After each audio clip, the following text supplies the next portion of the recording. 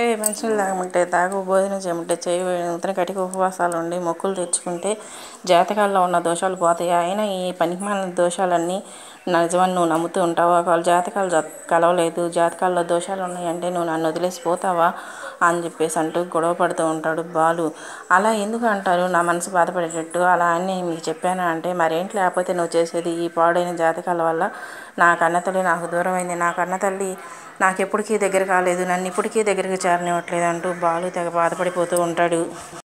ఎందుకు అంటారు అలా అని నన్ను ఎందుకు ఇంకా బాధ పెడుతూ ఉంటారు? లేదంటే నువ్వు చేసేది ఏంటి అంటూ బాగా గొడవ వేసుకుంటాడు బాలు. అలా గొడవ వేసుకునే నేపథ్యంలో తన తల్లి తనకి ఎలా దూరం అయిందో, బాలు వాళ్ళ అన్నయ్య ఎలా చనిపోయాడో అదంతా కూడా బాలు మీనాకి చెప్పేస్తాడు. అదంతా చూసిన బాలు వాళ్ళ నాయనమ్మ వాళ్ళ ఇంట్లో పని మనిషి హడావుడిగా ఇంటికి వెళ్ళిపోయి షీలా డార్లింగ్తో చెప్తుంది, అమ్మగారు మీ మనవడు మనవరాలు ఇద్దరు గుడిలో పెద్ద గొడవ పడ్డారు అని చెప్తే అయ్యో అయ్యో అని చెప్పేసి అంటూ గుండెలు బాదుకుంటూ ఉన్న సమయంలో ఇక మీనా ఇంటికి వచ్చేస్తుంది. చూసారా అమ్మమ్మగారు, మీ మనవడు జాతకాలో కలవకపోతే నన్ను వదిలిపెట్టి వెళ్ళిపోతావా అంటూ నా మీద గొడవ వేసుకుంటున్నాడు. అయినా నేను ఆయన కోసం ఉపవాసం చేసింది మా కాపురం బాగుండాలని, మా సంసారం బాగుండాలి, మా జాతకాలు బాగుండాలి, మా జాతకాల్లో ఉన్న దోషాలు తొలగిపోవాలనే కదా. ఆయన బదులు కూడా నేనే ఉపవాసం చేసింది అంటే వాడి మనసు అర్థం చేసుకోలేక నువ్వు అలా మాట్లాడుతున్నావు అమ్మ, కావాలంటే చూడు కొంచెంసేపు ఆగి వాడు నీ దగ్గరకు వచ్చి ఏం చేస్తున్నావు అని అడుగుతాడు. వాడు కోపం అంతా కూడా పాల పొంగు లాంటిదమ్మా, పాలు పొంగు వచ్చినంతసేపే ఉంటుందమ్మా, కానీ వాడి ప్రేమ మాత్రం సముద్రం మాసం ఉంటుంది. వాడు ఒకసారి ప్రేమించడం మొదలుపెట్టాడంటే వాడి ప్రాణం పోయినా కూడా వాళ్ళని వదులుకోవడమ్మా. కావాలంటే నువ్వే చూస్తావు కదా, వాడి జీవితంలో జరిగిన ఒక దుస్సంఘటన వాడిని అలా మార్చేసిందమ్మా. వాళ్ళ అమ్మ ప్రేమ ఇంతవరకు ఎన్నడూ పొందలేదమ్మా. వాడు కన్న తల్లి కొడుకుని దూషిస్తూ దూరం పెడితే ఏ తల్లి కొడుకు కూడా భరించలేడమ్మా, ఏ కొడుకు కూడా భరించలేడు. తత్మా పిల్లని దగ్గరకు తీసుకుంటూ నువ్వు నష్టదేస్తుడురా అంటూ ఇంట్లోంచి బయటికి గెంటేసి తలుపేసేస్తే ఆ కొడుకు ఎలా భరించగలడమ్మా అంటూ మీనాని ఓదారుస్తూ ఉంటుంది ఇక షీలా డార్లింగ్. అంతలోకే బాలు బయట కూర్చొని ఏవో కోయిల పాటలు పాడుకుంటూ ఉండగా బాలు వాళ్ళ నాన్న ఫోన్ చేసేసి, అరే బాలు ఏం చేస్తున్నావు అని చెప్పేసి అంటే, నాకు తెలిసిన నువ్వు నన్ను చూడండి ఉండలేవని, ఇప్పుడు బయలుదేరి వచ్చేసైనా నన్ను మిస్ అవుతున్నావు కదా బాగా అంటూ, నేను చెప్పిన రోజులా కనుక ఆ ఊరిలో ఉండకపోతే కనుక జీవితాంతో నేను ఆ ఊరిలోనే ఉండేటట్టు చేస్తాను అనుకుంటున్నావేమో. సర్లే కానీ నేను నీకు కొన్ని ఫోటోలు పంపించాను, అవి చూసి ఎవరు ఎలా ఉందో చెప్పు అని చెప్పేసి అని కొడుకుతోటి ఆ ఫోటోలు కొడుకు ఫోన్కి పంపిస్తాడు. సత్యం అలా పంపించగానే ఇక ఆ ఫోటోలు చూసి ఎవరి డాడీ పాత సినిమాలో హీరోయిన్ చాలా చక్కగా ఉంది, అయినా అమ్మగోలు పడలేక నువ్వు పిన్నిని తోలాడుకున్నావా, పిన్ని చాలా వెరైటీగా చాలా చక్కగా ఉంది డాడీ అని చెప్పేసి అంటంతో అరే సరిగ్గా చూసి చెప్పురా అని చెప్పేసి అంటాడు బాలు వాళ్ళ నాన్న. అవును నాన్న, అయినా అమ్మ కళ్ళల్లో చూసేంత ధైర్యమే లేదు, నీకు పిన్ని తెచ్చుకునేంత ధైర్యం ఇంకెక్కడి నుంచి వచ్చిందిలే కానీ ఇంతకీ ఎవరు ఏంటి అంటే మీ అమ్మరా, మీ అమ్మ ఏంటి అమ్మేంది ఉండట్టుండింది సడన్గా ఎంత అందంగా తయారైపోయింది, పెళ్లి రోజు కాదు పుట్టినరోజు కాదు ఇంత అందంగా తయారైంది అంటే ఇక బాలు వాళ్ళ నాన్న చెప్తాడు, అదేరా మనోజం చేసుకోపోయే అమ్మాయి నిన్న బార్లు ఓపెనింగ్ చేసింది, బార్లు ఓపెనింగ్ చేసిన సందర్భంగా మీ అమ్మని ఇలా తయారు చేసిందిరా అని చెప్పేసి అంటంతో అవునా సరే సరే నేను ఇప్పుడు ఈ విషయం అర్జెంటుగా పూలగంపకి షీలా డార్లింగ్కి చెప్పాలి అని చెప్పేసి అంటూ ఆ ఫోటోని తీసుకొని ఫోన్ తీసుకొని ఇక షీలా డార్లింగ్ దగ్గరికి మీనా దగ్గరికి పూలగంప షీలా డార్లింగ్ అనుకుంటూ ఉరుక్కుంటూ వస్తాడు. పూలగంప ఇది ఎవరో చెప్పు అని ఉండు ముందు షీలా డార్లింగ్ అంటూ షీలా డార్లింగ్ చూపిస్తాడు. ఇది ఎవరో చెప్పు షీలా డార్లింగ్ అని చెప్పేసి అంటే పాత సినిమాలో హీరోయిన్ వాణిశ్రీ అట్టుందిరా అని చెప్పేసి అంటుంది. పప్పులో కాలేసావు వాణిశ్రీ కాదు అని చెప్పేసి అంటాడు బాలు. ఏ పూలగంప నువ్వు చెప్పు అని చెప్పేసి అంటంతో ఇక మీనా చూసి అత్తయ్య గారు అని చెప్తుంది. అదేంటి నువ్వు టక్కుని భలే గుర్తుపెట్టేసావు, మేము గుర్తుపట్టలేకపోయాము అంటే రోజు చూసే మొహం అంత తేలిగ్గా గుర్తుపెట్టకుండా ఎలా ఉంటాం మీరు మరీ చెప్తారు కానీ అంటుంది మీనా. అనేసరికల్లా అదేమిట్రా మనవాళ్ళు మనవరాలను ఎత్తుకునే వయసులో ఈ సోకులు ఏంటి ఈ ఆర్భటాలు ఏంటి, అంటే ఫేస్ మేకప్ లేకపోతే అందంగా ఉంటాయేంటి, పోయే కాలం దాపరిచినప్పుడు ఇట్లాంటి బుద్ధులే పుడతాయని ఈ సోకులు ఈ అవసరాలు ఇప్పుడు ఏం అవసరం అంటున్నా ఆయన ఈ తయారవటాలేంటి అని చెప్పేసి షీలా డార్లింగ్ అంటూ ఉంటుంది. అమ్మ అందంగా తయారైందని నీ కుళ్ళు ఇంటికి వచ్చినప్పుడు కనీసం కాఫీ నీళ్ళు కూడా ఇవ్వదు గుర్తుపెట్టుకో అని చెప్పేసి అంటాడు బాలు. అలా చూసావమ్మా బాలు మనసులో కోపం పాల వంటిది పాల పొంగు వంటిది అని చెప్తే కాదని చెప్పేసి అన్నావు, ఇప్పుడు చూడు వాడు ఎంత ప్రేమ చూపిస్తున్నాడో అన్నట్టుగా చూస్తుంది. ఇక అదే టైంలో బాలు అయితే మాత్రం షీలా డార్లింగ్కి చెప్తాడు, ఉపవాసం ఉంది పొద్దుటి నుంచి ఏమీ తిన్న కూడా తినలేదు, అందులోనూ గుళ్ళో కళ్ళు తిరిగి పడిపోయింది, కాస్త అన్నం పెట్టు ఏమన్నా చూసి పెట్టు లేదంటే నీరసించిపోతుంది, అయినా ఈ పూలగంప ఏ మేకప్లు ఏ సోపులు లేకుండానే చాలా అందంగా ఉంటుంది కానీ ఎందుకనో పాపం అప్పుడప్పుడు విసుగుపడుతూ ఉంటుంది అని చెప్పడంతో అని చెప్పేసి అక్కడి నుంచి వెళ్ళిపోతాడు బాలు. అక్కడి నుంచి వెళ్ళిపోగానే ఇక షీలా డార్లింగ్ అంటుంది, చూసావమ్మా మీ ఆయనకి నీ మీద ఎంత ప్రేమో, నువ్వు నిన్నటి నుంచి భోజనం చేయలేదని నీరసంగా ఉన్నావని ఎంత బాధపడిపోతున్నాడు. భార్య భర్త ప్రేమ పొందడం కూడా ఒక అదృష్టమేనమ్మా. భర్త గుండెల్లో దాచుకుంటాడు భార్యని, ఎవరు కూడా అలా చేయలేరు అని చెప్పేసి చెప్తూ ఉంటుంది షీలా డార్లింగ్. అలా చెప్పగానే ఇక బాలుని ఎలా అర్థం చేసుకోవాలో అర్థం కాక మీనా అలా కూర్చుండిపోతుంది. ఈలోగా మనోజ్ వచ్చేసి రోహిణి దగ్గరికి వస్తాడు. మనోజ్ ఏంటి అలా ఉన్నావు, ఎందుకంత డల్గా ఉన్నావు అంటే జాబ్ పోయింది అంటాడు. జాబ్ పోయిందా, ఎందుకు పోయింది అంటే ఇలా జరిగింది అని చెప్పేసి విషయం చెప్తాడు. అసలుకి వాళ్ళు తీసేసేది ఏంటి, నువ్వే మానేసి రావాల్సింది. మనకి పార్లర్ లేరా, పార్లర్ చూసుకుంటే మనకి ఇన్కమ్ రాదా, పార్లర్లో నడుపుకుంటే మనకు మంచి ఇన్కమ్ వస్తుంది, చక్కగా సరదాగా జలసాగా బతికేయచ్చు, వాడు మనకు జాబ్ ఇచ్చేటేంటి అంటూ ఉంటుంది రోహిణి.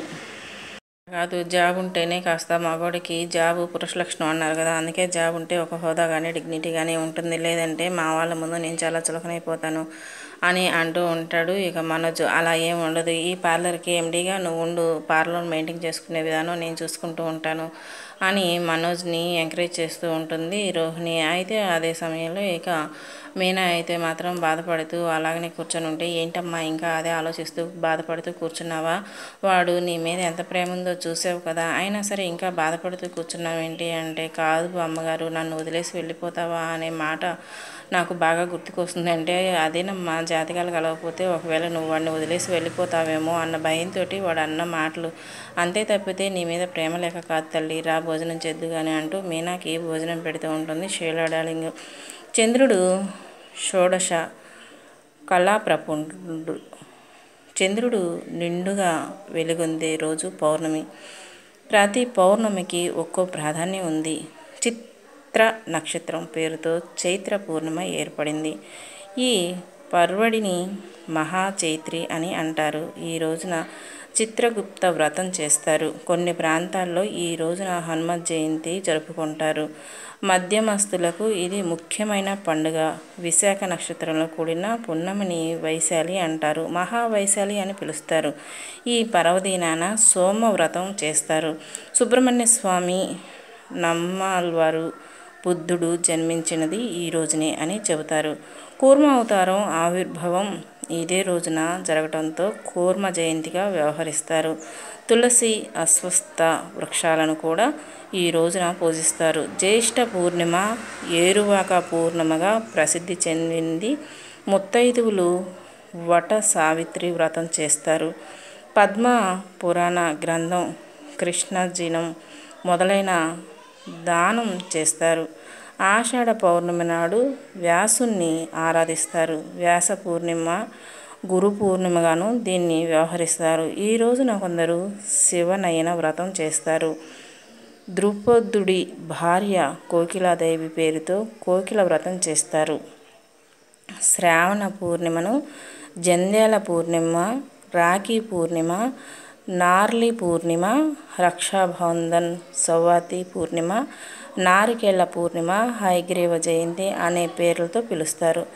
సోదరీమణులు ఈ రోజున సోదరులకు రాఖీ కట్టి కానుకలు అందుకుంటారు. భాద్రపద పౌర్ణిమను ఇంద్ర పౌర్ణమాసి, మహాభాద్రి అని పిలుస్తారు.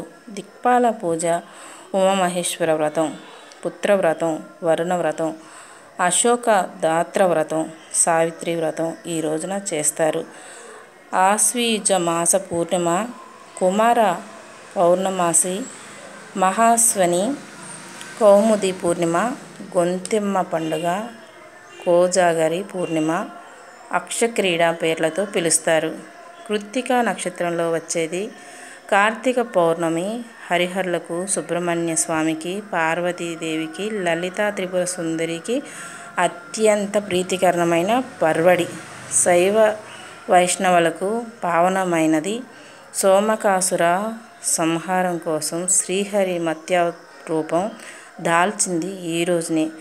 త్రిపుర సుందర వధ జరిగిన ఈ రోజున వనితలు 720 ఒత్తులతో దీపం వెలిగిస్తారు. జ్వాలాతోరణం ఉత్సవం నిర్వహిస్తారు. ఉసిరిక చెట్టు కింద దామోదరుడి, విష్ణువు విగ్రహం ఉంచి ఆరాధిస్తారు. మార్గశిర పౌర్ణమి కోరల పున్నమి, నరక పూర్ణిమ దత్త జయంతి అని పిలుస్తారు.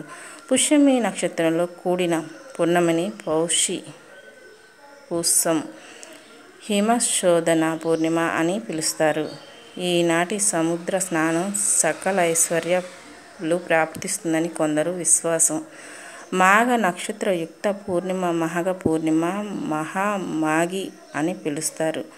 పూర్ణిమల అన్నిటిలోనూ ఇది మహిమాన్వితమైనదని చెబుతారు.